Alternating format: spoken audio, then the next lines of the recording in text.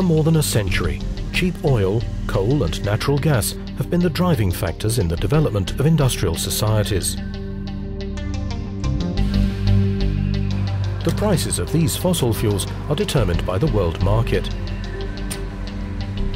If fossil fuel prices could be regulated to remain high and stable, it would favour the development and competitiveness of low-carbon technologies. This could be achieved either by means of taxation or by an international carbon trade system. Many industrialised countries have already put taxes on fossil fuels in order to finance public spending and because they wanted to stimulate energy savings.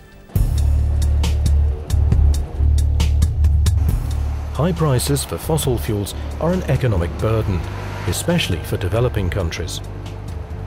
During periods of high oil prices on the world market, governments in many developing countries have felt it necessary to subsidize fossil fuels in order to keep their economies running.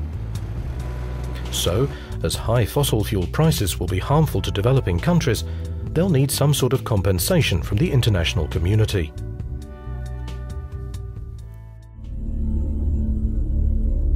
All countries will have to adapt to climate change, as global warming due to past emissions will cause a global temperature increase of more than 1 degree Celsius above pre-industrial levels. On a limited basis, some countries have already begun to adapt.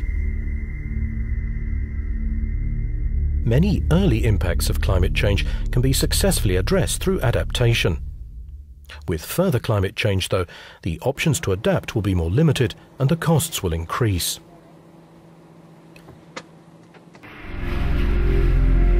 Examples of possible responses to climate change range from new planning regulations to building of dikes and changes in land use.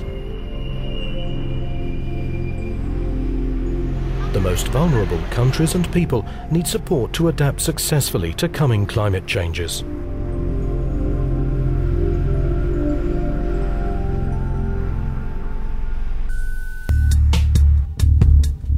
It's in everyone's interest that developing countries don't follow the same development path and repeat the mistakes industrialized countries made before anyone knew about global warming. However, today, coal is still a cheap source of energy, and old-fashioned practices are cheaper than modern low-energy and low-carbon technologies.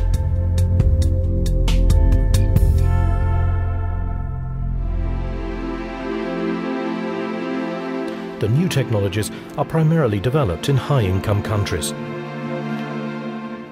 So, to limit or reduce emissions in developing countries, the transfer of these technologies is necessary. So in current negotiations, the funding of technology transfer to developing countries plays a major role. Large amounts of money will be needed for this purpose, as well as for adaptation.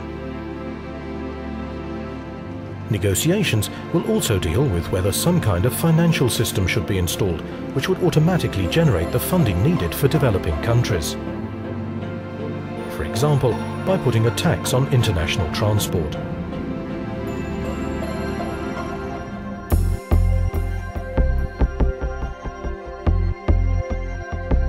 Another question for discussion is whether the world's developed nations alone should pay for technology transfer and adaptation, or if some developing nations too should also contribute.